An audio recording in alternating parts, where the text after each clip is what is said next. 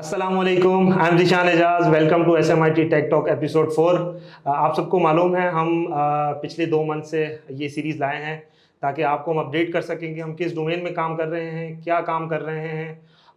इसी सिलसिले में हम एक्सपर्ट ट्रेनर्स आपके सामने लाते रहते हैं और उनकी व्यूज़ लेते हैं, उनसे इंसाइट्स लेते हैं। तो उसी सिलसिले में एक और शाइनिंग स्टार, इन्होंने कुछ साल पहले SMIT को ज्वाइन किया था और आज किस लेवल पे काम कर रहे हैं, किस फील्ड में काम कर रहे हैं। तो हमारे साथ मौजूद हैं हुनैन पाशा। अस्सलाम वालेकुम हुनैन, वालेकुम अस्सलाम। कैसे हो आप? ठीक हो? खैरियत अल्लाह से का हो? शुक्र। अच्छा हुनैन, आपको मालूम होगा कि हम पिछले कुछ दिनों से ये पॉडकास्ट कर रहे हैं। बीच में कुछ डिले आ गया था, वो खैर हमारा कुछ कुर्बानी का मामलात थे और कुछ हम आउट ऑफ सिटी कुछ शहरों में हम स्टार्टअप ले रहे हैं, वहाँ पे हम बिज़ी थे। तो फाइनली हमने दोबारा इसको रिज्यूम किया ताकि हमारा जो बेसिकली एक राब्ता है स्टूडेंट से, वो बेसिकली हम स्टूडेंट्स को इंटैक्ट रख सकें। तो आज आप हमारे साथ मौजूद हैं। आपने ऑब्वियसली जब 2016 में यहाँ पे एनरोल हुए थे, तो आपकी लेवल ऑफ एजुकेशन क्या था, आपका स्किल सेट क्या था, आज आप किस लेवल पे काम कर रहे हैं, क्या काम कर रहे हैं, यहाँ पे किस कोर्स में एनरोल हुए थे। मैं चाहूँगा कि प्लीज़ हमारे देखने वालों को बताएं ताकि ये भी मोटिवेट हो। तो हम स्टार्ट करते हैं इनिशियली। मैंने मतलब हुआ ये था कि मैं मैट्रिक के बाद ना मैंने इस फील्ड में मैंने आने का सोचा था। शुरू से कंप्यूटर का बहुत इंटरेस्ट था और प्लस मैं थोड़ा सा बैक जाऊँ ना 6th क्लास में, तो we don't have access of the computers at that time. तो प्रॉब्लम ये था कि अब वो एक कंप्यूटर होता था, 10 बच्चे लाइन में खड़े होते थे लैब्स में, ठीक है, बिल्कुल, हमें चांस नहीं स्कूल मिलता में। था। तो घर में तो हमारे कंप्यूटर आया था 2000 कुछ 12 में, ठीक है। तो वो जब आया तो ऑफ कोर्स किसी उस टाइम पे वो कंप्यूटर होना किसी के घर में 2008 2009 बड़ी बात होती थी। और वो पेंटियम 4 पेंटियम 3 इस तरह बिल्कुल, के ज़माने के पेंटियम का आता, तो उस ज़माना वक्त था। से मेरा काफ़ी एक इंटरेस्ट हो गया था वो गेम्स खेलना, उसके अंदर चीज़ें मैं समझता था कि कैसे बनती हैं चीज़ें, मतलब एट दी एंड ये मॉड्यूल्स प्रोग्राम्स कैसे बन रहे एक हैं। क्यूरियोसिटी थी आपके मन में। क्यूरियोसिटी थी शुरू से। तो अब मैट्रिक तो हो गया था मेरा। अब मैट्रिक होने के बाद मैंने कहा कि अब कहाँ जाएँ और कहाँ समझे, तो मैंने कहा चले, इंटरनेट तो था उस वक़्त, तो मैंने इंटरनेट पे शुरू कर दिया। मैंने कहा कि सर्च करना शुरू कर दी चीज़ें। तो चीज़ें सर्च करते-करते फिर मैंने कहा कि मैं अकेला तो नहीं सीख सकता, मुझे किसी न किसी की एक्सपर्ट की ज़रूरत होगी, उसके बगैर नहीं हो सकता। तो मैंने काफ़ी मेरे पेरेंट्स को मैंने बताया जाके, मैंने कहा कि आप चेक करें, ऐसा कोई इंस्टीट्यूट है जो ये फ़ील्ड के अंदर पढ़ा रहे हैं आईटी के अंदर। तो उस टाइम फिर हमने काफ़ी इंस्टीट्यूट देखे, लेकिन प्रॉब्लम ये थी ना, प्रॉब्लम सबसे बड़ी जो हमने फेस की थी वो ये थी कि फाइनेंशियल सिचुएशन। और जो इंस्टीट्यूट इस वक्त डिमांड कर रहे थे ना, तो अफोर्ड नहीं कर सकते थे, जाहिर सी बात है पेरेंट्स। तो होप होपलेस हो गया था मैं, तो मैं ये सोच रहा था कि अब क्या होगा, या तो मुझे खुद करना पड़ेगा। लेकिन एट द एंड हुआ ये, अल्लाह का करना ये हुआ कि आप यकीन करें कि उसके 5 या 6 दिन बाद मुझे स्क्रॉल करते हुए फेसबुक पे सर्च दिया और सलानी के मुझे पोस्ट नज़र आए। तो वहाँ मैंने देखा आईटी का के बारे में उन्होंने लिखा हुआ है, मोबाइल एप्लीकेशंस, वेब एप्लीकेशंस, ये सब लिखा हुआ। तो मैं इंटरेस्ट हुआ, मैंने चेक किया, मैंने कहा कैसे एनरोल होना है, क्या है प्रोसीजर। तो सबसे जब मैंने इंपॉर्टेंट चीज़ देखी, वो फ्री ऑफ कॉस्ट लिखा हुआ था उस पे। तो मैं पागल हो गया सीरियसली, मैं हैरान, मैंने कहा ये तो एक नेक्स्ट लेवल अपॉर्चुनिटी अल्लाह ताला ने मुझे दी है और इसे पिक करना बहुत ज़रूरी है, क्योंकि जब इंस्टीट्यूट की तरफ जो वो एक दरवाज़ा मुझे बंद होता हुआ नज़र आया, तो अल्लाह ताला ने दूसरा दरवाज़ा खोल दिया, वो भी फ्री ऑफ कॉस्ट। तो देन फिर हमारे उस वक़्त 2016 की बात है ये, हमारे एग्ज़ाम, मैंने टेस्ट दिया सबसे पहले तो सालाना। Matriculation intermediate? मैट्रिकुलेशन के अच्छा, बाद हुआ था मैट्रिकुलेशन ये, हाँ, कंप्लीट हुआ था, ठीक कंप्लीट है। हो चुका था मेरा। ठीक है, ठीक है। इंटर में हुआ नहीं था अभी मैं। सही तो है। मैट्रिक के बाद ना आपके पास टाइम होता है थोड़ा-सा इंटर के लिए। बिल्कुल, हाँ, हाँ, ऐसा ही है। तो उस टाइम में मुझे कुछ ना कुछ करना था, मुझे फ़ारिग नहीं रहना था, तो मैं इस वजह से मैं फिर टेस्ट वेस्ट दिया मैंने सलानी में। और उसके बाद फिर मैं टेस्ट देने के बाद मेरा इंटरव्यू हुआ था। इंटरव्यू तो अब इतने सारे बच्चे आए हुए हैं और मैं तो हैरान, इंटरव्यू से रूम से जो निकल रहा है वो ये सोच रहा है कि वो फ़ेल हो गया, फ़ेल हो गया। और मैंने कहा वो फ़ेल हो रहे तो पता नहीं मेरा क्या होगा, लेकिन मैंने कहा होप नहीं छोड़नी है, हम्म, अपना जाके बेस्ट देना है। तो इंटरव्यू हुआ, माशाल्लाह से इंटरव्यू क्लियर किया और वो अगले दिन रिज़ल्ट आ गया कि आप एनरोल हो गए। कौन से कोर्स में एनरोल हुए थे आप? मैं हुआ था अपना SMIT के वेब एंड मोबाइल एप्लीकेशंस वाले ठीक है, कोर्स में। ठीक है। तो बस मुझे ये बताएँ, ज़ाहिर है आप अभी आगे बताएँगे कि आपकी क्या जर्नी थी और आपने किस तरह कोप अप किया, आपको क्या मुश्किलात पेश आईं। ज़ाहिर है एक स्टूडेंट जब स्क्रैच से स्टार्ट लेता है तो प्रोग्रामिंग आसान चीज़ नहीं है, इसके रिवॉर्ड्स बहुत ज़्यादा हैं, मेहनत करनी पड़ती है, तो उसके फिर रिवॉर्ड्स भी मिलते हैं। लेकिन आपने किस तरह स्टार्ट लिया, ज़रा वो भी बताएँ? आप एनरोल हुए, आपको क्या-क्या मुश्किलात फेस आईं? आपने क्या-क्या चीज़ें फेस की और फिर अल्टीमेटली उसका क्या रिज़ल्ट मिला आपको? देखिए, जब मैं इनरोल हुआ तो हमारी क्लासेस जो सेनानी में होती थी, पर वीक होती थी संडे को, जो कि मेरे लिए तो बेस्ट था। अच्छा, आप संडे वाले बैच में एनरोल हुए? संडे वाले बैच में मैं होता था। ठीक है, तो हमारी क्लासेस होती थी संडे को होती थी, हमें शुरू में HTML CSS। तो वो तो मैंने खुद ही घर पे मैं जाके, मेरा काम था कि मैं यहाँ से पढ़ता था, मैं घर जाके पूरा टाइम दे देता था, 15 आवर्स 16 आवर्स उस चीज़ का। मेरी कोशिश ये होती थी कि मैं जावास्क्रिप्ट भी सीखूँ, लेकिन वो ऊपर से जा रही थी उस टाइम पे, वो समझ नहीं आ रही होती थी। HTML CSS अच्छा तो आपका कैसे स्किल समझ सेट आता। बिल्कुल ज़ीरो था जब आप यहाँ पे आए थे? जब मैं आया था बिल्कुल स्किल सेट मेरा ज़ीरो था। सही बस है, ये कंप्यूटर ऑपरेट करना आता था मुझे, चलाना आता था चलाना बस, आता था, ठीक है, चीज़ें पता थी बस। और स्किल सेट बिल्कुल नहीं था, बिल्कुल ज़ीरो ठीक, था मेरा। ठीक, तो अब हुआ ये कि एडमिशन होने के बाद सबसे बड़ी जो प्रॉब्लम थी वो थी ट्रैवलिंग की। तो अच्छा, शुरू में तो अब्बू छोड़ दिया करते थे मुझे। मुझे बाइक वाइक नहीं आती थी, मैं छोटा भी था, ज़ाहिर सी बात है। आप हाँ, यकीन करें, मैं कुछ 17 साल का होता था, जब आपने एनरोल किया था, 16-17 साल का था मैं। तो ठीक है। मैं बैच में सबसे छोटा मैं ही था उस वक्त। उस टाइम के बैच में सबसे छोटा मैं ही सही, इनरोल था, बाकी सही, सारे जो थे उनकी एज काफ़ी बड़ी थी, 20s में और होंगे, 25 25 26 अबव होंगे, 30 इस एज के अंदर होते। ठीक है, बड़ी प्रॉब्लम जो थी ना मेरे लिए सीखना, एडॉप्ट करना चीज़ें बड़ी प्रॉब्लम्स थी।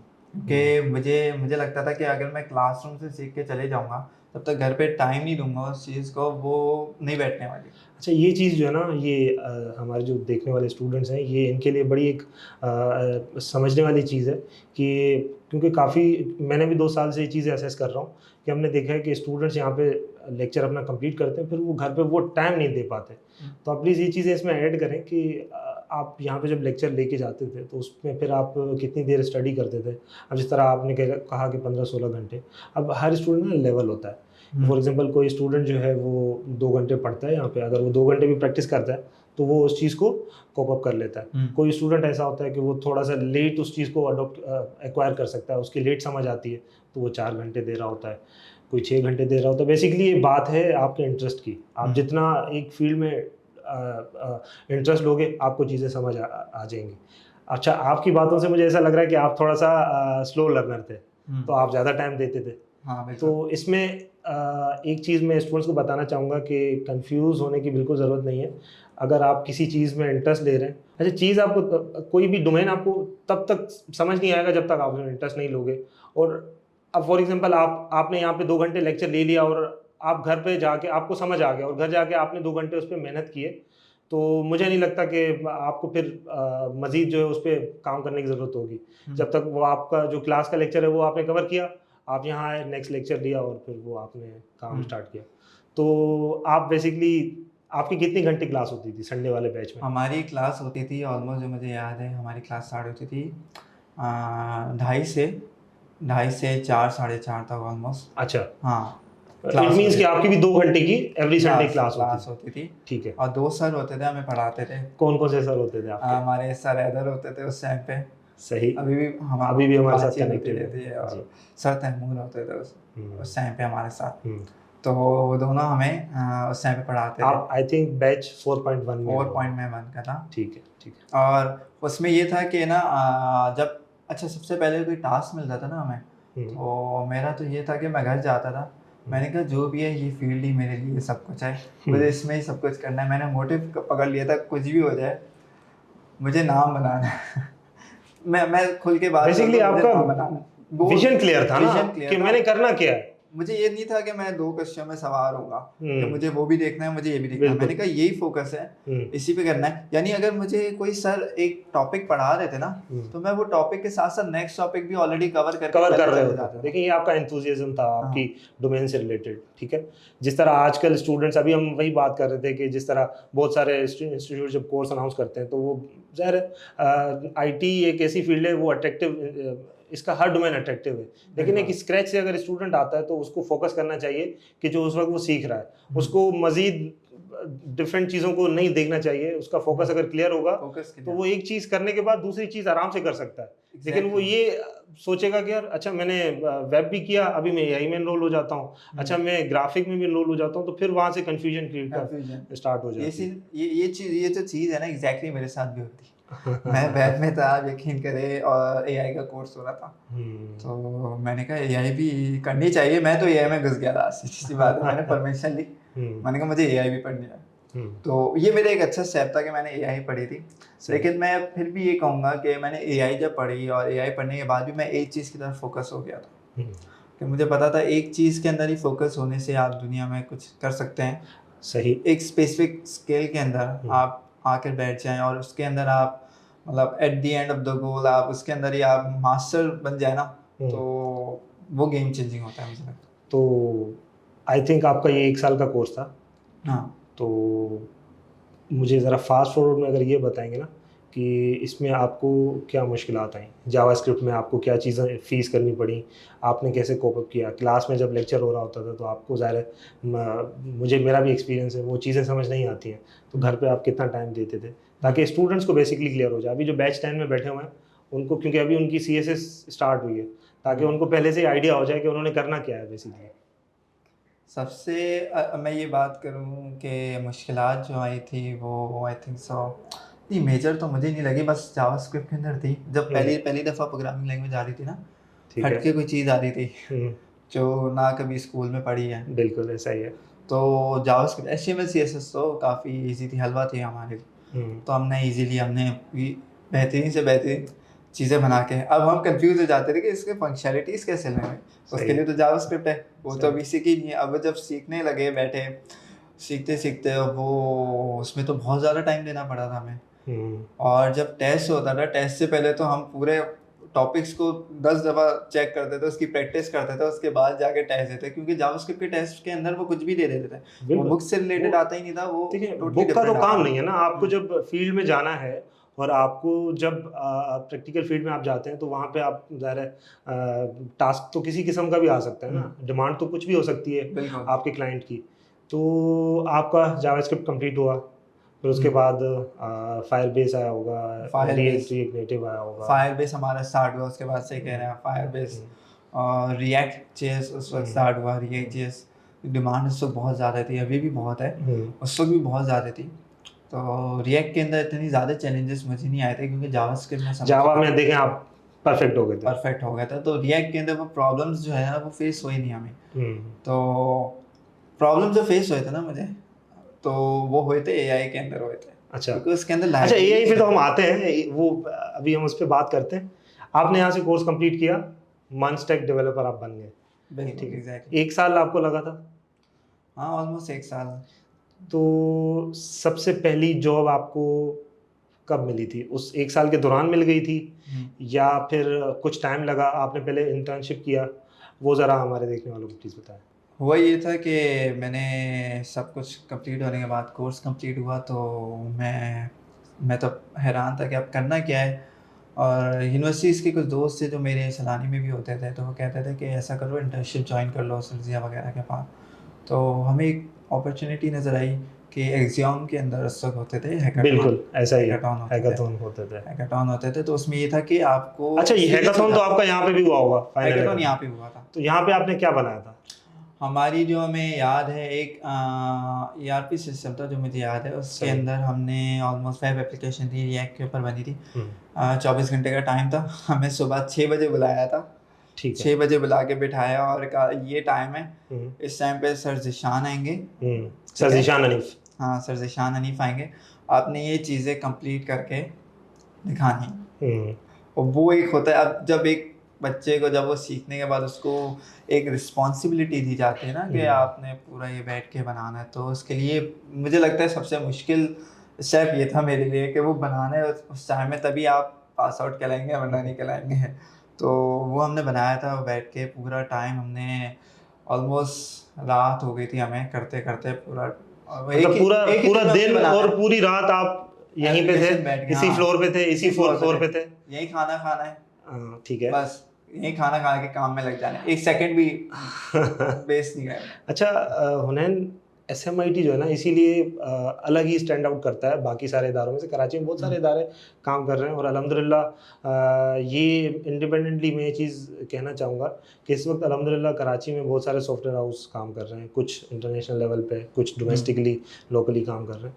उसमें मुझे जब पता चलता है ना कि अच्छा ये बच्चा है इस सॉफ्टवेयर हाउस में काम कर रहा है, तो जनरली अगर मैं बात करूँ तो तकरीबन 70% सॉफ्टवेयर हाउसेज में इस वक्त SMIT के बच्चे काम कर रहे हैं। और उसकी रीज़न भी यही है ना कि हम देखें, हमारा यहाँ पे काम ये तो नहीं है कि हम अर्निंग करें या हम प्रॉफिट कमाएं। हमारे चेयरमैन साहब का तो बड़ा विजन क्लियर है कि बच्चों को हमने इतना डेवलप करना है, इतना इंडिपेंडेंट करना है कि वो अल्टीमेटली डॉलर्स में अर्निंग करें और पाकिस्तान की इकोनॉमी को बेहतर मैं एक चीज़ और ऐड करना चाहूँगा कि इस पूरे कोर्स के अंदर, 1 साल के कोर्स के अंदर हमसे 1 रुपया नहीं लिया गया।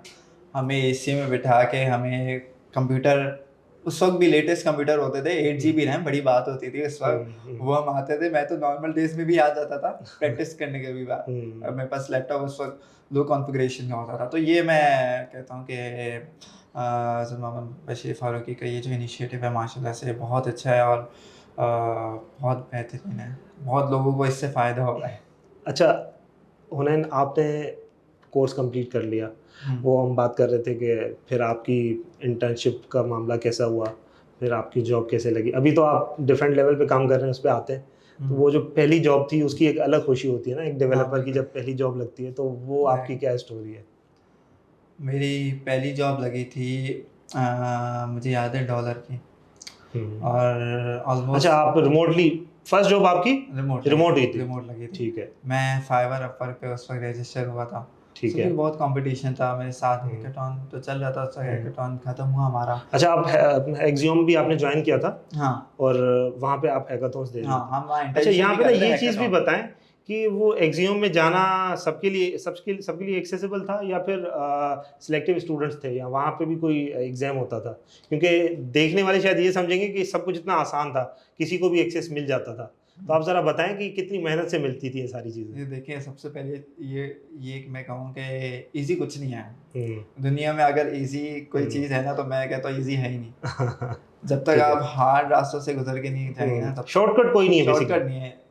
तो एग्जाम के अंदर इजीली एक्सेसिबल नहीं मिला था मुझे हैकाथॉन के लिए। हमने चीज़ें कुछ पास की थी, टेस्ट था उसका बिल्कुल ऐसा ही। टेस्ट पास करने के बाद फिर हम आए और हमने अपना काम दिखाया गिटहब पे कुछ ना कुछ। हम जाहिर सी बात है, जब हमारा कोर्स कंप्लीट हुआ, हमने फिर खुद ही पोर्टफोलियो, पूरे साल की वर्किंग थी और वो सारा खुद ही पोर्टफोलियो, छोटी मोटी एप्स खुद बनाई बैठ के। ऐसा नहीं कि हमें कोई रिक्वायरमेंट्स दी थी, वो मैंने खुद बनाई। नहीं, ये मैं पूछ भी आपसे इसीलिए रहा हूँ कि ये जो देखने वाले हैं ना, ये इसमें से तकरीबन स्टूडेंट्स वो हैं जो ऑलरेडी हमारे इनरोल्ड हैं। जो नए देखने वाले होंगे ना, अगर वो इस फील्ड में आना चाहते हैं, तो उनको बेसिकली पता होना चाहिए कि इसके पर्क्स एंड प्रिविलेजेस तो बहुत हैं, आगे जाके पैसा तो बहुत है, लेकिन उसके लिए जो जिन रास्तों से गुजरना है वो रास्ते इतने आसान नहीं है। अगर आप हार्ड वर्किंग हैं और आप कैपेबल हैं, आपका गोल क्लियर है, आपका कंसिस्टेंट है, डेडिकेटेड हो आप, तो आप पार हो जाओगे, कोई मसला नहीं होगा आपके लिए। तो फिर आपने वहाँ पे एग्जियोम में आप हैकाथॉन्स भी दे रहे थे? ठीक है। हैकाथॉन में लीड हो गया था, टीम का लीड हो गया, टीम लीड हो गया था। गिटहब मैंने प्रोफाइल दिखाई सही आपको, मैंने कहा ये काम किया है, तो ठीक मैंने कहा मैं आपको टीम देता हूँ, 4 लोगों की टीम है, ठीक है, आपने वो हैंडल करनी है। तो हमारा ये काम था, उसमें मोबाइल ऐप थी, वेब ऐप थी, क्लाउड था उसके अंदर, ठीक है। उस दौरान हमारे क्लाउड के साथ साथ हमारे टेस्ट भी चलते थे। अच्छा। क्लाउड के लिनक्स वगैरह के टेस्ट होते थे, डॉकर, ये सारी चीज़ें, ठीक है, टेस्ट होते थे, जो कि मैं डॉकर ऑलरेडी सीख के जा चुका था यहाँ। ठीक है, यहाँ पे मैं सीख चुका था। अच्छा, वो जो एआई की आप बात कर रहे हैं, एआई के कोर्स में मैं डॉकर, ठीक है, हमें पढ़ा दिया था। ठीक है। तो मैं जहाँ वहाँ जाता था तो मुझे पता है कि यहाँ क्या हो रहा है, तो मेरे लिए अब वो टेस्ट देना बड़ा इजी हो गया था, टेस्ट देना, क्योंकि वहाँ तो अभी वो चल रही थी चीज़ें। अच्छा, इसी दौरान आपको फाइवर और अपवर्क पे प्रोजेक्ट्स मिलना स्टार्ट हो गए? पहले मुझे फाइवर पे प्रोजेक्ट मिलना स्टार्ट हुआ। ठीक है। और प्रोजेक्ट की वैल्यू थी उस टाइम पे कुछ, एक फर्स्ट प्रोजेक्ट मिला मुझे $60 का, ठीक है। उसके बाद सेकंड प्रोजेक्ट मुझे मिला, सिर्फ एक छोटा सा काम था, आप यकीन करें, एक लाइन का कोड था, मुझे सबसे बड़ी पेमेंट मिली थी उस टाइम की $400। हाँ मिला। तो पहले आपने किसको बताया $400 का? क्योंकि ये आपके लिए खुद जो है बताया नहीं था किसी को। अगर मैं खुल के बात करूँ तो ये मैंने किसी को नहीं बताया था। ठीक है। मैं खुद खुश हो गया। मैंने कहा $400 महीने रखते थे एक बंदे की सैलरी थी पूरी वो। अब वो ये कि ना $400 के कुछ टाइम बाद ही, ऑलमोस्ट वीक बाद, मुझे काफ़ी अच्छी जॉब ऑफर हुई। उसमें क्या था, ऑफर के अंदर $10 पर आवर उस टाइम पे। $10 पर आवर पे आपकी 2017 का टाइम। 2017 में जॉब लग गई थी। ठीक है। तो वो मेरी जॉब थी रिएक्ट से रिलेटेड होती थी। है। रिएक्ट था, उसमें फुल से कह सकते हैं रिएक्ट भी था, उसमें बैकएंड नोड्स भी होता था। अच्छा, ये आपको फाइवर के थ्रू मिली थी, आपको के ये थ्रू मिली Upwork थी के या through कोई मिली। ऑनलाइन? अच्छा, ये मुझे Upwork के थ्रू मिली थी। Upwork के Kind थ्रू of। मिली थी। बाकी फाइवर के जरिए मुझे 2 मिली थी, एक $400 और एक $60। ठीक है। इस तरह के वो प्रोजेक्ट। वो आपका प्रोजेक्ट बेस्ड था बेसिकली। हाँ, यहाँ मुझे अच्छा, जॉब ये मिली। एक जनरल पर्सपेक्टिव ये लोगों का कि फाइवर ज़्यादा इफेक्टिव है या अपवर्क ज़्यादा इफेक्टिव है, इसके बारे में आप क्या कहोगे? देखिए, इफेक्टिव दोनों हैं। बात ये है कि आप किस तरह प्रेजेंट करते हैं क्लाइंट। तो कहीं से भी ये हमने नोटिस किया है कि कभी बार लोग कहते हैं ना कि अपवर के ऊपर अच्छे क्लाइंट्स आते हैं। ऐसा नहीं है, फाइवर के ऊपर भी कभी बार बहुत अच्छे क्लाइंट्स आते हैं जो अपवर के क्लाइंट से ज़्यादा पे कर देते हैं। इवन ऐसा भी हुआ है कि हमने फाइवर के क्लाइंट्स को हमने थोड़ा सा हल्का समझा है कि वो शायद हो सकता है कि हाँ बिल्कुल।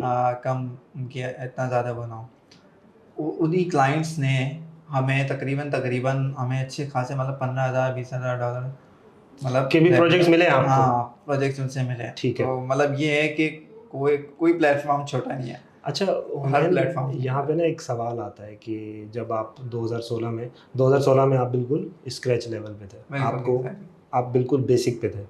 2017 में आपके प्रोजेक्ट स्टार्ट हो गए और आपकी जिस तरह आप बता रहे हो $15,000 $20,000 के आपको प्रोजेक्ट्स आना स्टार्ट हो गए। उस वक्त नहीं आए थे, उस वक्त मेरे पास छोटे ही आ रहे थे, जैसे कि मैं बता रहा हूँ $10 पर आवर क्या काम। अच्छा, ये फिर वो 2020-21 और आगे की बात आप 21 बता की रहे बात होगे। है, ये तो 21 की लेकिन बात ये की एक बड़ी बात है कि 2016 में एक स्टूडेंट यहाँ पे एनरोल होता है और उसका लेवल बेसिक है और 2017 में उसको प्रोजेक्ट्स आना शुरू हो जाते हैं।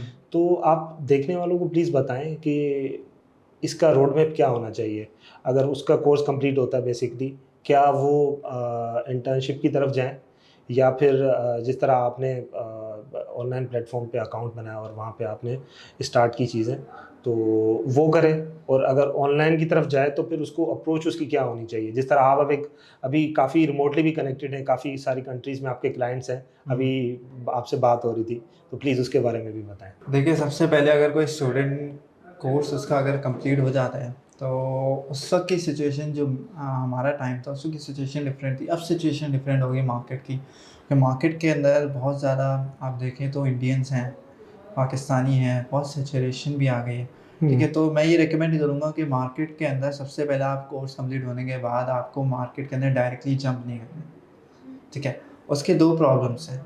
पहला प्रॉब्लम ये है कि आप बहुत ज़्यादा चीप तरीके से काम करेंगे। ठीक है, वो इसलिए क्योंकि आप प्राइसेस गिरा देंगे, मार्केट के प्राइस। जब आप प्राइसेस गिराएंगे तो क्या होगा कि दूसरे जो मार्केट में बैठे हैं ना उनके भी प्राइसेस गिरेंगे। ठीक है, तो मार्केट की प्राइसिंग को अफेक्ट होगा। ठीक है, ये एक बहुत बड़ी प्रॉब्लम है। और दूसरी चीज़ ये, जब आप नए होते हैं तो आपको ना तो ये पता होता है कि क्लाइंट को कम्युनिकेट कैसे करना, उससे कम्युनिकेशन। ठीक है, उसको डिलीवरी कैसे देनी है, management, delivery management, time management, ये बहुत इम्पॉर्टेंट चीज़ें होती हैं जो एक नया बंदा नेगलेक्ट कर देता है। तो मैं ये कहूँगा कि उससे सबसे पहले या तो ऐसी फर्म के अंदर इंटर्नशिप करनी चाहिए जो ऑलरेडी ये काम कर रहा है, ताकि वो उनसे सीखे। सही है। हमारे उसमें तो इतना ज़्यादा था ही नहीं ना, हमारे उसमें तो इतना कंपटीशन उस वक्त नहीं होता था लेकिन कम था, कम कंपटीशन था। आज जितना काम ज़्यादा है और उतना कंपटीशन भी ज़्यादा है। कंपटीशन बहुत ज़्यादा बढ़ गया। तो ऑलरेडी अगर हम मार्केट में उस वक्त से बैठे हैं तो हमारा ऑलरेडी नाम हो गया है और हमारे पास ऐसी प्रोजेक्ट्स भी आते हैं। फॉर एग्जांपल हम अगर हुनैन की बात करें तो हुनैन को तो अब बिड करने की ज़रूरत नहीं है। ठीक है, हुनैन को जाके किसी से काम लेने की ज़रूरत नहीं है।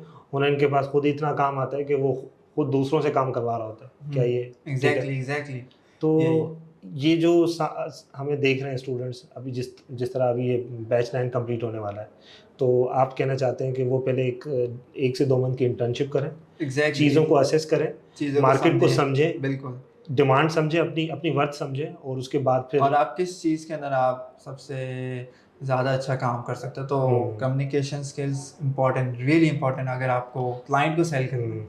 अच्छा, यहाँ पे ना कम्युनिकेशन स्किल की आपने बात की ना, मैं देखने वालों को भी बताऊंगा, अपने स्टूडेंट्स को भी ये चीज़ बताऊंगा कि इंशाल्लाह हम कम्युनिकेशन स्किल पे ऑलरेडी हमारी बात चल रही है काफ़ी सारे इंस्टीट्यूट से। इंशाल्लाह हम क्लासेस देंगे इनको, ताकि वही बात है ना कि जब ये मार्केट में जाए ना, तो बेसिकली इस चीज़ के लिए इनको प्रॉब्लम्स ना हो कि ये बात नहीं कर पा रहे। बिल्कुल। अभी रिसेंटली मैं शेयर करना चाहूँगा, अभी हमारे पास कुछ फ़ॉरेन कंपनीज़ हैं, हमें अप्रोच किया, तो हमने अपने ही स्टूडेंट्स को वहाँ पे ज़ाहिर है हम अपने स्टूडेंट्स को प्रेफर करते हैं हमेशा। तो मसला यही आया कि उनकी कम्युनिकेशन स्किल्स उस लेवल की नहीं थी जिस लेवल की उनको चाहिए थी। यूएस बेस्ड वो फर्म थी। तो इंशाल्लाह अभी जितने भी बैचेस हम यहाँ से पास आउट करेंगे, साथ ही उनकी जितने भी ऑनलाइन अर्निंग प्लेटफॉर्म्स हैं उन पे भी उनको काम करवाएंगे, उनको बताएंगे बेसिकली कि क्या अप्रोच होनी चाहिए, और साथ ही उनकी कम्युनिकेशन स्किल्स पे भी हम काम करेंगे।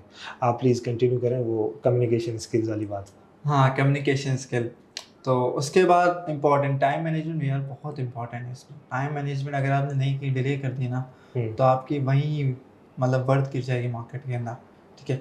और उस वक्त वर्थ गिराना मतलब शुरू में इनिशियल आप मार्केट में बैठे हैं जहाँ ऑलरेडी सैचुरेटेड है, उसमें आपने वर्थ गिरा दी तो आप एंड हो जाएंगे बहुत।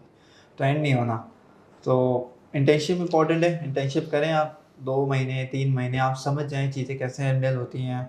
आपका जो सीनियर है वो कैसे हैंडल कर रहा है क्लाइंट्स को, प्रोजेक्ट कैसे मैनेज कर रहा है प्रोजेक्ट, क्योंकि एट दी एंड आप स्किल तो सीख ली, लेकिन अगर आपको कम्युनिकेट सेल करने नहीं है, आगे मैनेजमेंट नहीं है, तो फिर फ़ायदा फिर नहीं वो है आपकी इसका। स्किल की भी वो बात नहीं रहती, ज़ाहिर है आपको जब सेल करना नहीं आएगा। एग्जैक्टली। अच्छा हुनैन, माशाल्लाह 2017 से आप इस फील्ड में हैं, तो पहले की लाइफ और आपकी लाइफ में क्या चेंज आता है? क्या आज आप जो चाहते हैं कि आपकी कोई भी, ज़ाहिर है हर इंसान की ख्वाहिश होती है ना कि यार मैं घर खरीदूँ, गाड़ी खरीदूँ और बहुत सारी चीज़ें।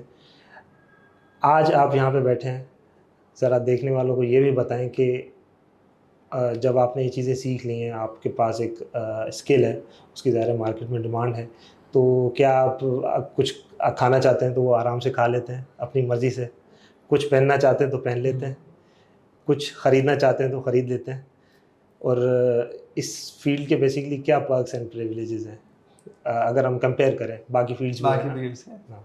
ये सबसे पहली चीज़ तो मैं कहूँ मैं रोज़ बाहर से खा रहा था, जो कि गलत बात है।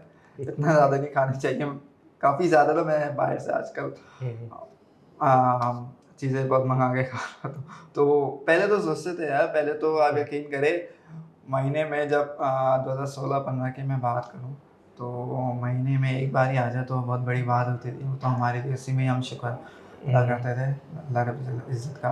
अभी भी करते हैं बेशक, उसी के हाथ में सब कुछ।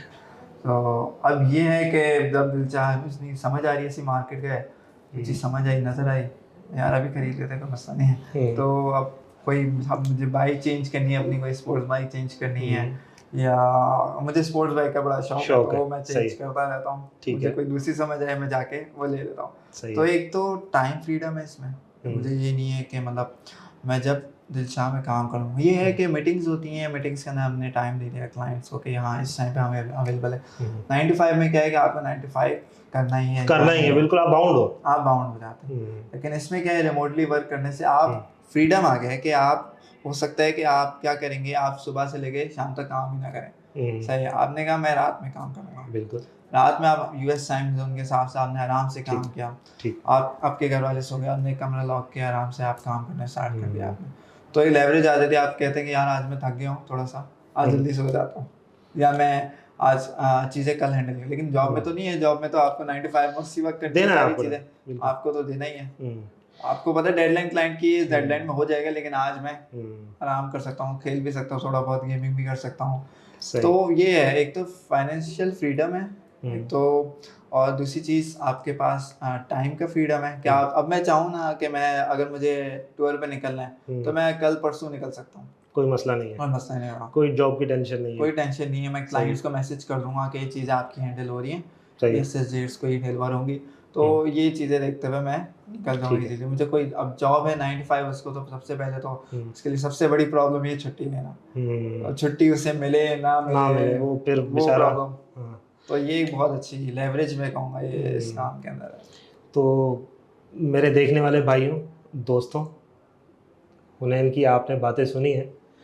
ये 2017 से इस फील्ड में हैं, बल्कि अभी तो ये क्लाउड नेटिव पे काम कर रहे हैं। अभी इंशाल्लाह उस पे बात करेंगे, बल्कि हम इनके साथ मिलके कोर्स भी लॉन्च करने जा रहे हैं इंशाल्लाह। और उसमें हमारी ज़ाहिर है प्रेफरेंसेस, ऑलरेडी हमारे जो डेवलपर स्टूडेंट्स हैं उन्हीं को हम इनरोल करेंगे।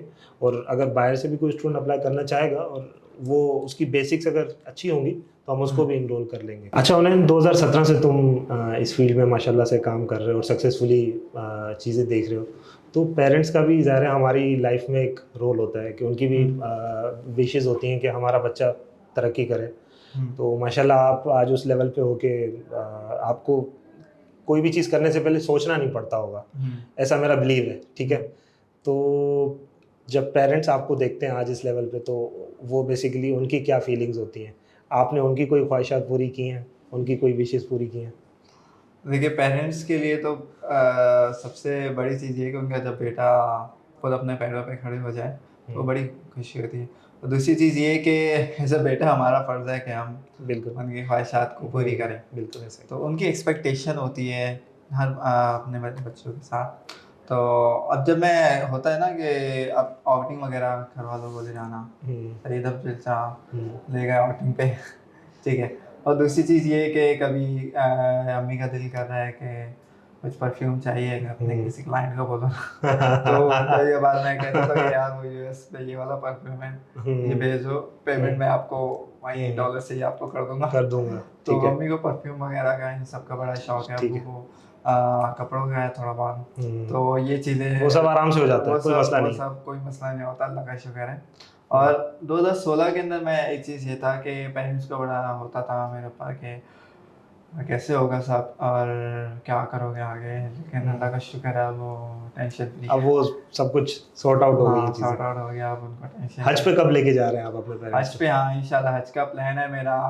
देखिए हज का प्लान है अगले साल या 2-3 साल के अंदर मेरा प्लान है कि मैं पूरी फैमिली को ही लेके जाऊँ, सिर्फ माशाल्लाह। उनको नहीं, इंशाल्लाह पूरी फैमिली को ही हज पे लेके जाऊँ और हज ठीक है। अदा करें। अच्छा देखने वालों को आप एसएमआईटी के बारे में क्या बोलना चाहेंगे? आपके क्या रिव्यूज़ हैं एसएमआईटी के बारे में, सैलानी के बारे में? हमारे चेयरमैन साहब से तो आपकी पहले भी मुलाकातें रही हैं, तो उनके बारे में क्या कहना चाहेंगे आप? देखिए एसएमआईटी जो काम कर रहा है वो कराची में कोई काम नहीं कर रहा। और जब से एसएमआईटी काम कर रहा है तब से तो लोगों को पता भी नहीं था, पहली चीज़, सही है। और ना ही एसएमआईटी ने मतलब स्टार्टअप्स को भी इनकरेज किया, हमें हमारी क्लासेस होती थी और उस वक्त बिजनेसमैन भी आते थे और हमें इनकरेज करते थे कि आप स्टार्टअप्स के अंदर आएँ। तो ये नहीं है कि आप सिर्फ ये या एसएमआईटी से बस सिर्फ स्किल पढ़ा रहे हैं, एसएमआईटी पूरी पूरी स्ट्रक्चर दे रहे हैं, पूरी पूरी चीज़ें बता रहे हैं कि आप इस तरह से स्टार्टअप्स के अंदर जाना है, स्टार्टअप्स के अंदर बिजनेस क्रिएट करना है, बिजनेस क्रिएट करने के बाद रिमोट वर्क करना है या आपकी जॉब करनी है, आपकी प्रेफरेंस है कि आप किस में कंफर्टेबल है। लेकिन एसएमआईटी को अगर रेटिंग की मैं बात दूँ तो अगर 100 आउट ऑफ 100 से भी मैं अबव दूंगा, ठीक है, क्योंकि एक तो पढ़ाने का स्टाइल बड़ा अच्छा है। अच्छा हुनैन, यहाँ पर ना मैं समझता हूँ कि हम इसलिए भी अलग स्टैंड आउट करते हैं कि हम मार्केट से प्रोफेशनल ट्रेनर्स को हायर नहीं करते। जिस तरह आपको पता है यूनिवर्सिटीज़ में प्रोफेशनल ट्रेनर्स होते हैं, उनको उनके डोमेन की नॉलेज होती है, उसमें वो पीएचडी होते हैं। तो हम बेसिकली उन स्टूडेंट्स को प्रेफर करते हैं जो हमारे ऑलरेडी पास आउट स्टूडेंट्स होते हैं और वो प्रैक्टिकली काम कर रहे होते हैं, क्योंकि हमारा तो बेसिकली गोल ही यही है कि स्टूडेंट्स को हमने बेसिकली जॉब होल्डर बनाना है, ठीक है, उनको एंटरप्रेन्योर बनाना है, उनको बेसिकली डॉलर्स में अर्निंग करवानी है। तो मैं समझता हूँ कि एसएमआईटी ये भी एक किरदार है, अगर कराची लेवल पे हम बात करें या फिर अगर हम ऑल ओवर पाकिस्तान भी बात करें, जिस तरह अभी हमारा इस्लामाबाद में कैंपस चल रहा है, हमारा फैसलाबाद में एक कैंपस चल रहा है, हैदराबाद में है, कराची पे डिफरेंट लोकेशंस पे हमारी कैंपसेस हैं।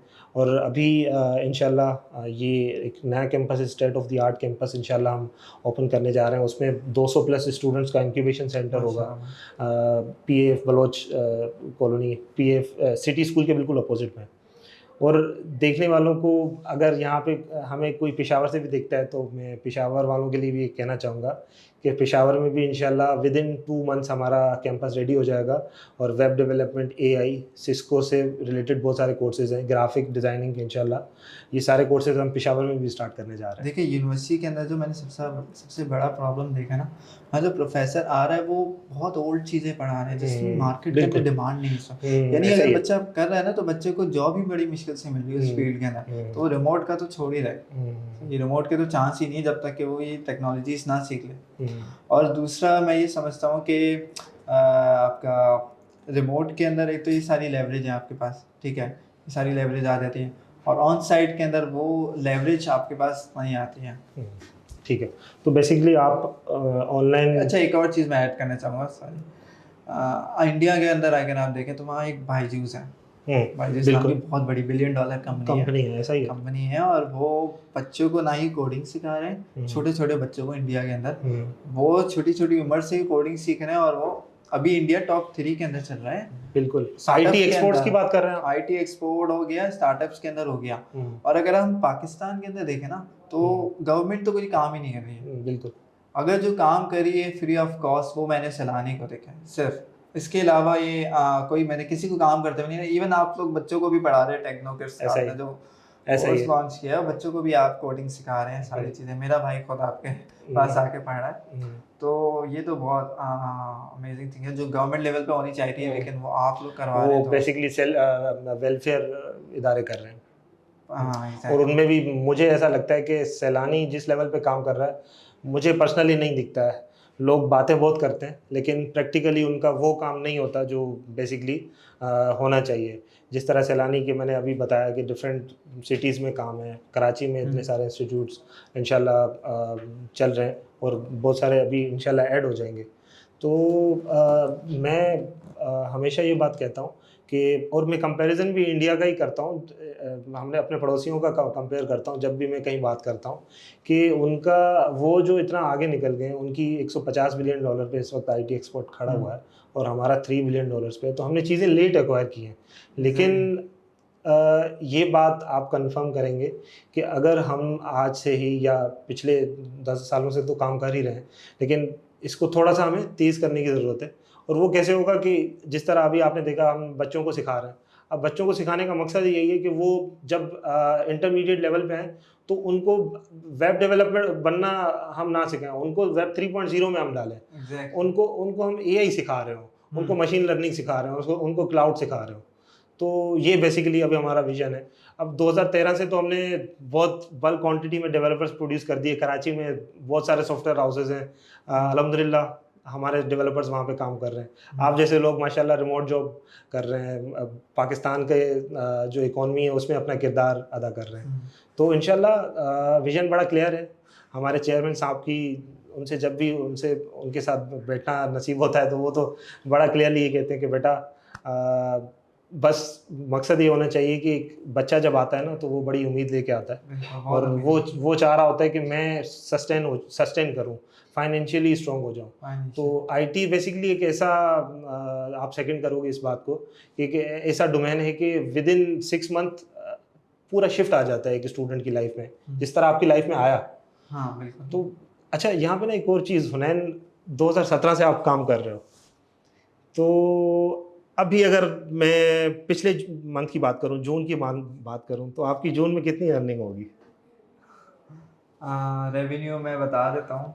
रेवेन्यू हमने अच्छा देखिए, आप अभी रिलेक्टेंट भी थे, ये प्योरली देखिए, ये जो देखने वाले हैं ना, ये बच्चा जो है ना, हमने बहुत सारी बातें कर ली, हमने कोर्स आउटलाइन भी डिस्कस कर ली, ठीक है, हमने ये भी बता दिया कि क्या क्या मुश्किलें आती हैं, हमने इनको ये भी बता दिया कि ऑन साइट को प्रेफर करना चाहिए, ऑनलाइन को प्रेफर करना चाहिए, या आप डेवलपर बन गए, मंस्टेक आपने सीख लिया है, या फिर किसी और फील्ड में आप ग्रेजुएट हो गए हैं, तो आपको आपकी प्रेफरेंस क्या होनी चाहिए।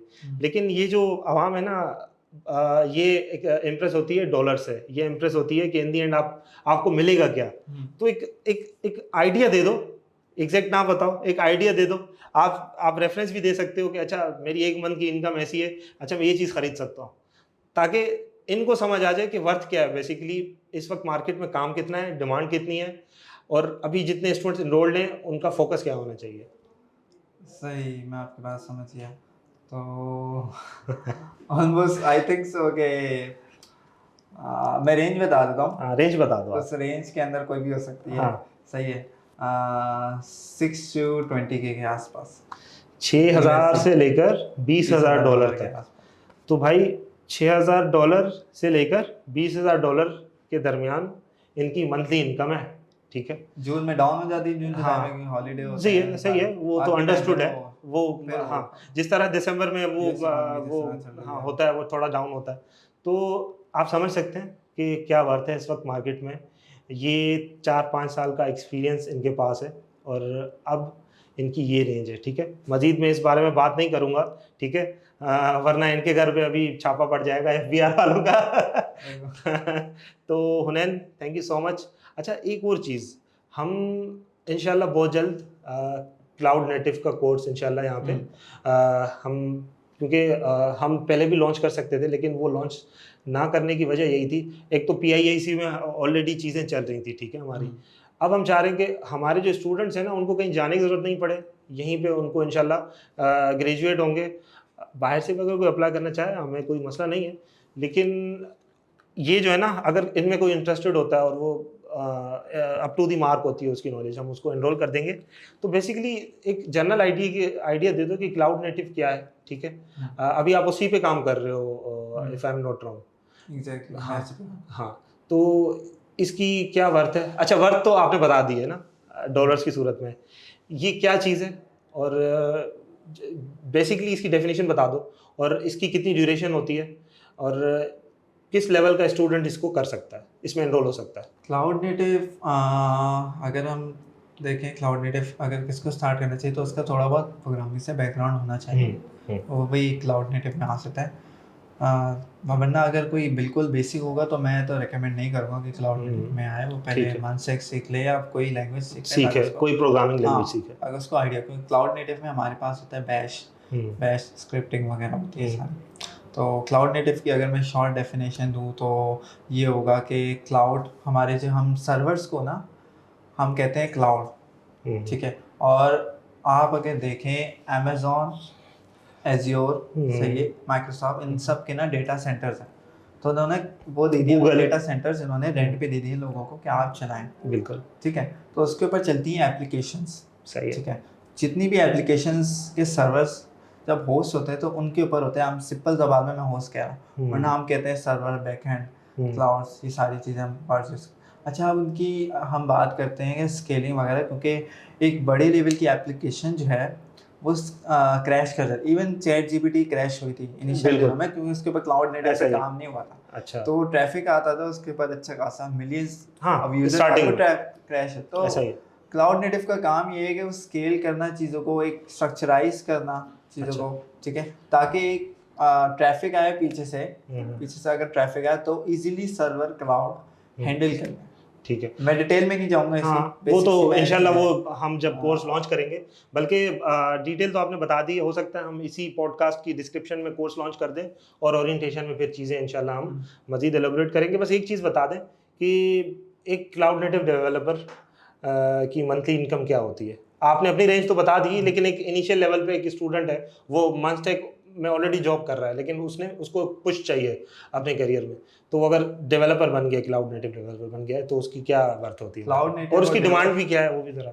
थोड़ा बहुत सिमिलर है। तो अगर आप एक इनिशियल आपने स्टार्ट किया ना काम, तो मुझे लगता है कि आप एटलीस्ट मार्केट से कुछ ना कुछ इनिशियली आप $25 पर आवर तो उठा ही सकते हैं इजीली, ठीक है। $25-30 पर आवर कोई मसला नहीं है, कोई मसला नहीं है। अगर आपको लगता है कि आपको शुरू में क्लाइंट नहीं मिल रहा और क्लाइंट एक्विजिशन में इशू आ रही, कम्युनिकेशन इशू, तो हो सकता है कि थोड़ा से प्राइस गिराएं, $22 कर लें, लेकिन ज़्यादा भी ना गिराएं, मार्केट ख़राब ना करें।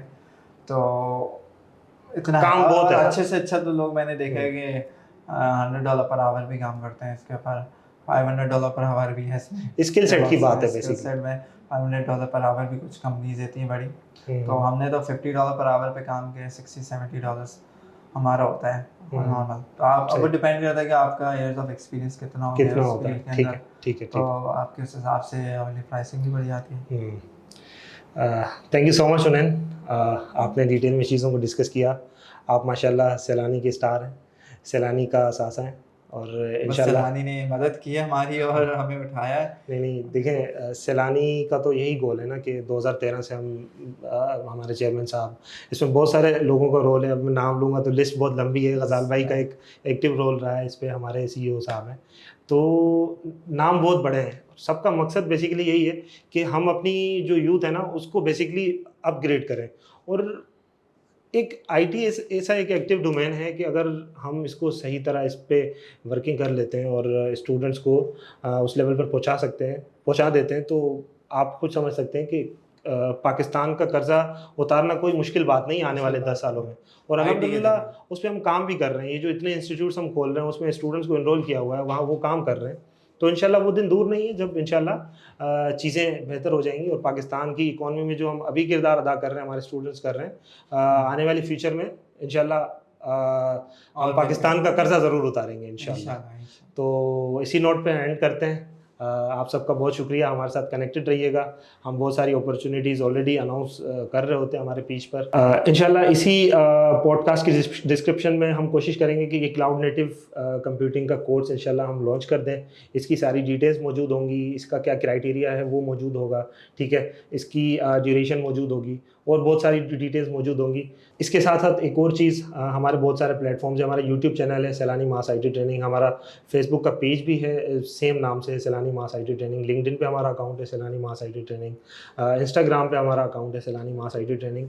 एक और चीज़, यूट्यूब पे हम डिफरेंट ट्रेनर्स के लेक्चर्स अपलोड कर रहे हैं आजकल। अगर कोई ऑनलाइन सीखना चाहता है तो वो सीख सकता है और अपनी स्किल्स को अपग्रेड करके और अपनी लाइफ को चेंज कर सकता है। तो इन दी एंड हुनैन, हम हमेशा एक नारा लगाते हैं जिसके लिए हम यहाँ पे बैठे हैं, हम काम कर रहे हैं और हम चाहते हैं कि पाकिस्तान का कर्जा उतरे। तो इंशाल्लाह हम वो उसमें कामयाब हो जाएंगे। इंशाल्लाह। पाकिस्तान जिंदाबाद। जिंदाबाद। Thank you.